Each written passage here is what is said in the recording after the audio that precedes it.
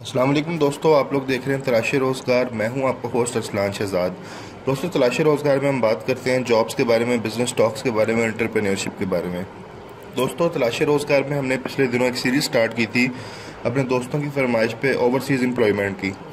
पाकिस्तान के बहुत सारे ऐसे नौजवान हैं जो बैरून मुल्क जाकर बाइज़्ज़त रोज़गार कमाना चाहते हैं, और बहुत से नौजवानों की आंखों में बाहर जाने के सपने मौजूद हैं। तो बहुत से हमारे जो नौजवान हैं वो रहनुमाई ना होने की वजह से या गाइडलाइन ना होने की वजह से इलीगल जो तरीके हैं उसको अपनाते हैं और बाहर पहुंचने की कोशिश करते हैं, और इस कोशिश में बहुत सा नुकसान हो जाता है। उनका जानी नुकसान भी होता है, माली नुकसान भी होता है। तो दोस्तों, ये ओवरसीज़ एम्प्लॉयमेंट में हम आपको authentic ways of overseas employment बताएंगे। हम आपको बताएंगे अगर आप बाहर जाना चाहते हैं तो आपको प्रॉपर वीज़ा कहाँ से मिलेगा, और जो है आपको माकूल पैसों में कहाँ से मिलेंगे वीज़े। इसके लिए आपके साथ आज ये वीडियो बनाई जा रही बेसिकली, और इसमें हम जो डिस्कस करेंगे वो bureau of immigration and overseas employment discuss करेंगे, जो गवर्नमेंट ऑफ पाकिस्तान का अदारा है जिसके थ्रू आप जो है वो बाहर जा सकते हैं। तो इसके बारे में डिस्कस करेंगे, और जो इससे रिलेटेड जो जॉब्स ऑफर की गई हैं उन तमाम जॉब्स के बारे में बात करेंगे। तो सबसे पहले history bureau of immigration and overseas employment, इस डिपार्टमेंट के बारे में जानते हैं। डिपार्टमेंट कब बना था और ये कैसे काम कर रहा है। तो दोस्तों, सबसे पहले जो bureau of immigration and overseas employment है, ये बेसिकली 1971 में सेट किया गया था, और ये तीन जो फेडरल अदारे थे, वफाकी अदारे थे, उनको ज्वाइन करके इस एक को बनाया गया था। वो तीन अदारे कौन से थे? नेशनल मैन पावर काउंसिल थी, उसको मर्ज किया गया था protectorate of immigrants and directorate of seaman welfare इसको, और directive of government of Pakistan. इन तीनों अदारों को बेसिकली मिलाकर ये ब्यूरो बनाया गया था, जो bureau of immigration and overseas employment है। और ये बेसिकली एक जो पाकिस्तान में एग्जिस्ट करता था, इमिग्रेशन एक्ट 1922 के तहत एग्जिस्ट करता था, बाद में जिसको 1979 रूल्स के ऑर्डिनेंस के तहत इसको मर्ज करके ये एक ब्यूरो बना दिया गया था। इसका बेसिकली जो काम था वो इमिग्रेशन के लिए जो लोग बाहर जा रहे हैं, जो इमिग्रेशन लॉज हैं, उसको डील करना था। और ब्यूरो ऑफ जो बेसिकली ब्यूरो ऑफ इमिग्रेशन है, ये एक सेंट्रल एजेंसी है फेडरल गवर्नमेंट की, जिसका काम जो है बेसिकली रिक्रूटमेंट करना है पूरे पाकिस्तान से मैन पावर को एक प्रॉपर लाइसेंस ओवरसीज एम्प्लॉयमेंट के थ्रू, और उन लोगों को बाहर भेजना, उनसे रिलेटेड लॉज हैं उनको तमाम को जो है पाकिस्तान में बड़े अच्छे तरीके से मैनेज करना इनका बेसिकली काम है। तो इसके अलावा जो इनके लीगल फ्रेमवर्क्स हैं, जो कानूनी तौर पे जो कानून साजी हुई है इससे रिलेटेड पाकिस्तान में, वो सबसे पहले इमिग्रेशन ऑर्डिनेंस था 1979 में। उसके बाद इमिग्रेशन रूल्स हैं 1979 में, जिससे रिलेटेड पाकिस्तान में कानून साजी की गई, और प्रोसीजर ऑफ ओवरसीज एम्प्लॉयमेंट है। इस तरह standards and code of conduct for trade test centre, जितने भी पाकिस्तान में जो बेसिकली लाइसेंस होल्डर्स हैं, जो बेसिकली वीज़ाज प्रोवाइड करते हैं, उनको पूरा standards and code of conduct दिए हैं कि किस तरह उन्होंने ट्रेड टेस्टिंग करके मैन पावर को बाहर जो है वो भेजना है। इसके अलावा इनके फंक्शन डिस्कस करेंगे, जो bureau of basically bureau of immigration and overseas employment के बेसिक फंक्शन है। तो इनका पहला फंक्शन बेसिकली जो है वो रेगुलेट करना है इमिग्रेशन को अंडर इमिग्रेशन ऑर्डिनेंस 1979। इनका दूसरा जो बेसिक फंक्शन है वो इमिग्रेशन को प्रमोट करना है, पाकिस्तान से मैक्सिमम लोग बाहर भेजे जा सकें ताकि वो बाहर जाकर मेहनत करके ज़र मुबादला कमाएं और मुल्क में वापस भेज सकें। इसके अलावा जितने भी लोग जो बाहर इमिग्रेंट्स गए हुए हैं, उनके जितने भी मामलात हैं, इंटरेस्ट हैं, उनको प्रोटेक्ट करना है। फेडरल गवर्नमेंट को बेसिकली एडवाइस करना है इमिग्रेशन पॉलिसीज पे, जो अगर देखें वक्त के साथ साथ बहुत सारी चेंजिंग्स आ रही हैं।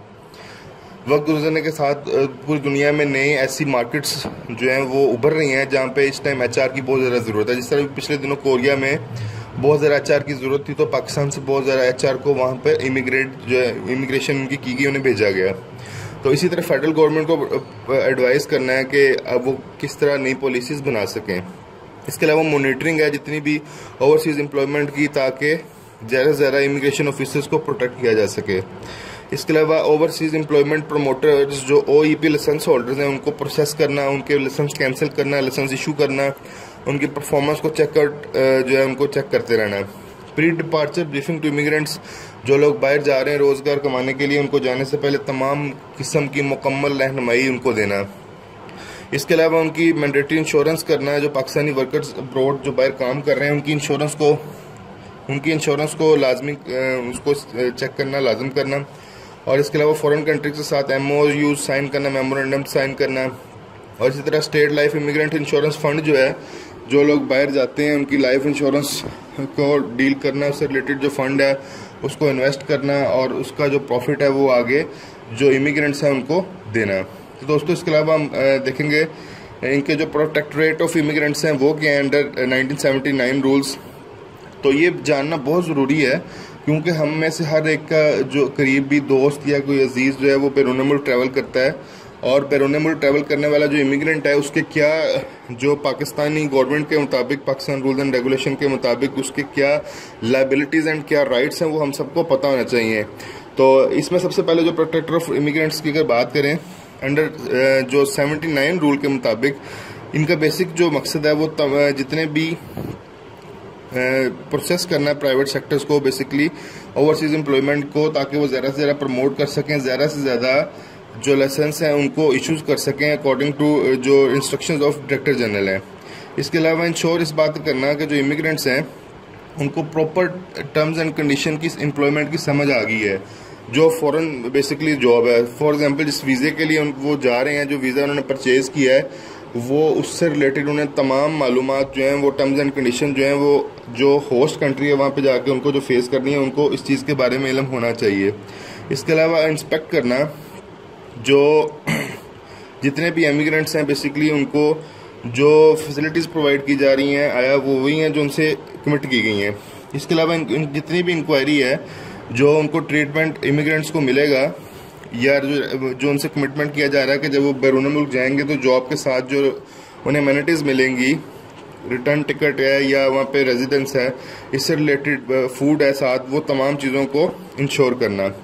इसके अलावा एड एंड एडवाइस इमिग्रेंट्स जब वो ऐसे निकल रहे हैं पाकिस्तान को गुड बाय कह रहे हैं तो उस टाइम उनको जो एडवाइजेस देना, उनको एड देना, और जब वो वापस आ रहे हैं इसी तरह पाकिस्तान तो उनको हर किस्म की एड प्रोवाइड करना। इसके अलावा जितनी भी रिपोर्ट्स जो हैं वो सबमिट करना डायरेक्टर जनरल को related to overseas employment promoters. इसके अलावा ओवरसीज एम्प्लॉयमेंट प्रमोटर्स जो हैं OEPs जो बेसिकली लाइसेंस प्रोवाइड कर रहे हैं उनकी प्रॉपर इंस्पेक्शन करना है, वो प्रोटोकॉल्स जो उन्हें प्रोवाइड किए गए हैं प्रोटोकॉल्स जो हैं रूल्स के मुताबिक काम कर रहे हैं। इसके अलावा सुपरवाइज करना जितना भी वर्क एंड बिहेवियर है ओवरसीज एम्प्लॉयमेंट प्रमोटर्स का, OEPs जो हैं ये इनके तमाम बेसिकली प्रोटेक्टोरेट ऑफ इमिग्रेंट्स हैं। दोस्तों इसके अलावा आपके साथ में शेयर करूंगा कम्युनिटी वेलफेयर ऑफिस जो इन्होंने बेसिकली बनाए गए हैं, जो बैरून मुल्क पाकिस्तान काम कर रहे हैं, उनकी जो हमारी पाकिस्तानी कम्युनिटी है उनके लिए जो पूरे दुनिया के अंदर जो ऑफिस बनाए गए हैं उसके बारे में डिस्कस करेंगे, जो government of Pakistan bureau of immigration and overseas employment के हैं। तो सऊदी अरब में बेसिकली जद्दा में इनका 2 ऑफिस चल रहे हैं इस टाइम, रियाज में 2 ऑफिस हैं, अबू धाबी में हैं, UAE दुबई में 2 ऑफिस हैं, बहरीन मनामा में इनका ऑफिस हैं, कुवैत में हैं, कतर दोहा में है, ओमान मस्कत में, इसी तरह मलेशिया कोलालमपुर में इनका ऑफिस हैं, UK मैनचेस्टर में है, साउथ कोरिया सियोल में है, इटली मिलान में है, इसी तरह स्पेन में बार्सिलोना में है, ग्रीस में जो एथेंस में है, इसी तरह इराक में एक ऑफिस है, बगदाद में, USA में न्यूयॉर्क में ऑफिस बनाए गए हैं, जो कि पाकिस्तानी कम्युनिटी जितनी भी वहाँ पे काम कर रही है उनको अगर किसी भी किस्म का इशू है, किसी भी किस्म से का मसला है, वो इन ऑफिस में रब्ता कर सकते हैं। ये आपके सामने कंट्री वाइज उस कंट्री का किस शहर में है उसका पूरा एड्रेस, वहाँ पे जो वेलफेयर हेड है वहाँ पे उनके नाम, उनके मोबाइल नंबर, उनके ईमेल्स, उनके फैक्स नंबर, उनका ऑफिस के नंबर और पूरा एड्रेस दिया गया है, आपके सामने स्क्रीन पे शो हो रहा है। तो पाकिस्तानी कम्युनिटी को प्रोटेक्ट करने के लिए जो वहाँ पे उनके किसी भी किस्म के इश्यूज हैं तो वहाँ से वो देख सकते हैं। इसी तरह ब्यूरो ऑफ इमिग्रेंट का एक बहुत बड़ा इंफॉर्मेशन सेल भी है। इसका बेसिकली मकसद जो है वो उन तमाम लोगों को मालूमात प्रोवाइड करना है, बेसिकली किसी भी किस्म की जो पाकिस्तान से बाहर जाना चाहते हैं, वीज़ा लेना चाहते हैं या जा चुके हैं या वहाँ पर रह रहे हैं, उन्हें किसी भी किस्म का इशू है तो ये पूरा एक इन्फॉर्मेशन सेल है जो इस टाइम बेसिकली एक BPS 19 के जो ऑफिसर्स हैं वो इसे देख रहे हैं। इस time miss Shadra Numan Khan basically इसको देख रही हैं। इनका telephone number, email number, fax इनकी और हर चीज़, ईमेल एड्रेस, हर चीज़ आपके सामने मेंशन है। अच्छा दोस्तों, इसके अलावा एक और बड़ी ज़बरदस्त चीज़ है कि अगर आप बाहर जाना चाह रहे हैं और आप प्रोफेशनल इमिग्रेंट हैं तो आप ऑनलाइन अपने रजिस्ट्रेशन करवा सकते हैं। इसके साथ ये आपके सामने एक लिंक ओपन है, इसमें सिंपल आपकी पूरी एम्प्लॉयमेंट डिटेल आएगी, आपका जो पूरी एक तरह की CV है वो आप इसमें अपनी ऑनलाइन सबमिट कर देंगे ये आपके सामने पूरी एक जो है फॉर्म है, मैं आपको इसका जल्दी इसका सारा बता देता हूँ किस तरह आप इसमें अपना जमा करवाएंगे। आप अपने तमाम जॉब टाइटल, जॉब ट्रेड बताएंगे, अपनी सैलरी लास्ट मंथ कितनी थी, कहाँ पे काम कर रहे थे, किस मुल्क में काम कर रहे थे, जिस जगह पे काम कर रहे थे उनका मोबाइल नंबर क्या था, ईमेल एड्रेस क्या था।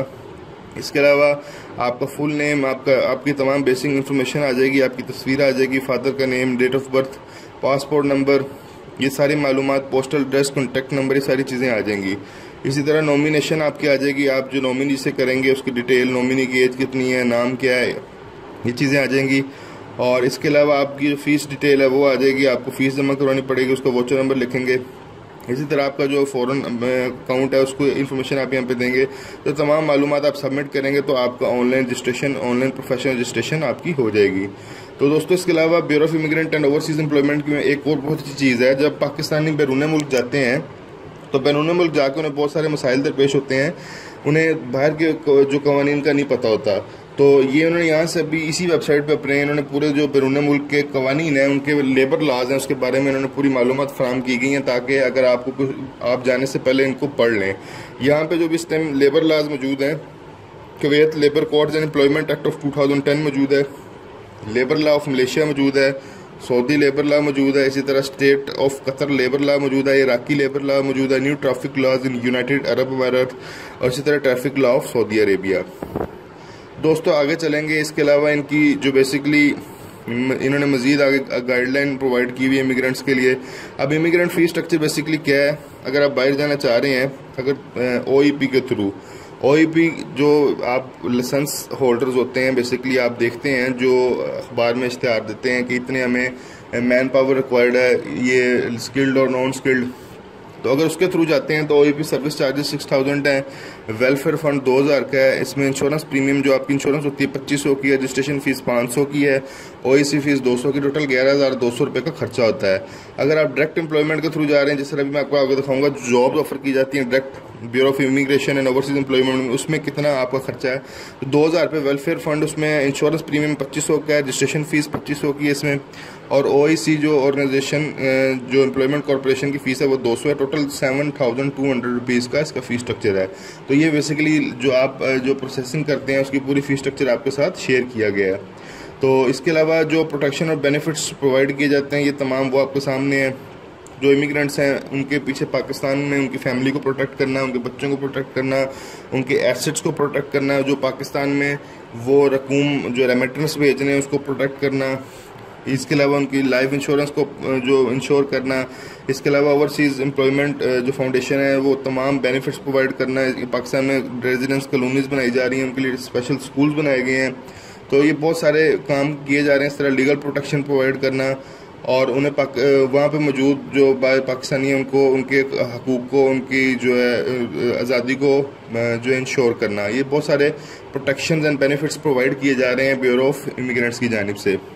तो इसके अलावा हम मज़ीद आगे बात करेंगे जो ओवरसीज़ एम्प्लॉयमेंट जो प्रमोटर्स हैं, बेसिकली जो लाइसेंस होल्डर्स हैं, जो आगे एम्प्लॉयमेंट क्रिएट कर रहे हैं, उनके तमाम रूल्स एंड रेगुलेशन आपके सामने हैं। इसके अलावा जो परफॉर्मेंस है पिछले ओवरसीज़ एम्प्लॉयमेंट प्रमोटर्स की, जो बेसिकली लाइसेंस होल्डर हैं जो जा रहे हैं, सबसे अच्छी जो इस टाइम जा रही है डेस्कॉन इंजीनियरिंग है, आपको पता है इस चीज़ का। ये पूरी परफॉर्मेंस आ रही है। 2019 में उन्होंने कितने लोगों को बाहर भेजा, 2020 में 2934 को भेजा है, 2019 में 5096 भेजा था। ये तमाम सुनहरी ओवरसीज़ है, स्पॉन्सर्स मैन पावर ब्यूरो आपके सामने तमाम आ रहे हैं। इनका लाइसेंस नंबर भी आपके सामने आ रहा है। ये लाहौर बेस्ड है, पेशावर बेस्ड है, रावलपिंडी बेस्ड है। ये पूरा आपके सामने परफॉर्मेंस कार्ड आ रहा है। ये ओवरसीज़ एम्प्लॉयमेंट जो बेसिकली इमिग्रेंट्स को बाहर भेजते हैं, जो बाहर आप जगह जाना चाहते हैं, तो आप इस चीज़ को लाजमी चेक करें। आया आप जिससे आप वीज़ा परचेज़ कर रहे हैं, जो लाइसेंस होल्डर हैं उनकी तमाम यहाँ से परफॉर्मेंस चेक कर लें, उनका लाइसेंस नंबर चेक कर लें, उनकी पिछले सालों की क्या परफॉर्मेंस है वो लाजमी आप यहाँ से चेक कर लें। तो इसके अलावा जो कतर के लिए जो थे उनकी परफॉर्मेंस ये आपके सामने आ रही है, कितने आज तक लोगों को भेज चुके हैं, उनके लाइसेंस नंबर, उनकी तमाम डिटेल गवर्नमेंट ऑफ पाकिस्तान ने शेयर किया है ताकि कोई भी पाकिस्तानी किसी को धोखा ना दे सके बाहर जाने वाले को। तो इसके अलावा ये तमाम रिपोर्ट्स एंड स्टैट्स मौजूद हैं। ये category wise, country wise, district wise आप यहाँ से तमाम ग्राफ चेक कर सकते हैं, कितने जो पाकिस्तानी को बाहर भेजा गया है, कितनों को मिडल ईस्ट में भेजा गया है और कितने बाकी कंट्रीज़ में गए, तमाम आपके पास डाटा मौजूद है। तो दोस्तों इस वीडियो को बनाने का मकसद बेसिकली आपको इस अदारे से जो है मुतारिफ़ करवाना था। ये अदारा क्या है, इसके काम कर रहा है, इसके फंक्शंस क्या हैं, और इसके अलावा इसका सबसे बड़ा काम जो है यहाँ पे इनकी जो फ़ॉरेन जॉब्स अनाउंस की जाती हैं, ये आपके सामने भी मैं अभी खोल रहा हूँ। ये अभी इस टाइम 31,350 फ़ॉरेन जॉब्स अवेलेबल हैं और ये तमाम उनकी डिटेल है, सैलरी कितनी है, कहाँ पे ये जॉब है, ग्रांट कब तक आप इसमें अप्लाई कर सकते हैं, परमिशन नंबर, और इसके बाद कौन सा किस OEP के थ्रू आप इसमें अप्लाई कर सकते हैं। तो ये तमाम चीज़ें इंशाल्लाह नेक्स्ट वीडियो में डिस्कस करेंगे। उम्मीद है आपको वीडियो पसंद आई होगी। अगर वीडियो पसंद आई है तो इस वीडियो को ज़्यादा से ज़्यादा शेयर कीजिए, लाइक कीजिए, कमेंट बॉक्स में कमेंट का इजहार कीजिए। अगर आप किसी भी मालूमात आपको कोई चीज़ समझ नहीं आए तो आप काइंडली कमेंट बॉक्स में लाजमी मेरे से पूछें, इंशाल्लाह मैं आपको ज़रूर उसका जवाब दूंगा। तो नई आने वाली वीडियो तक के लिए आपसे खुदा हाफिज़।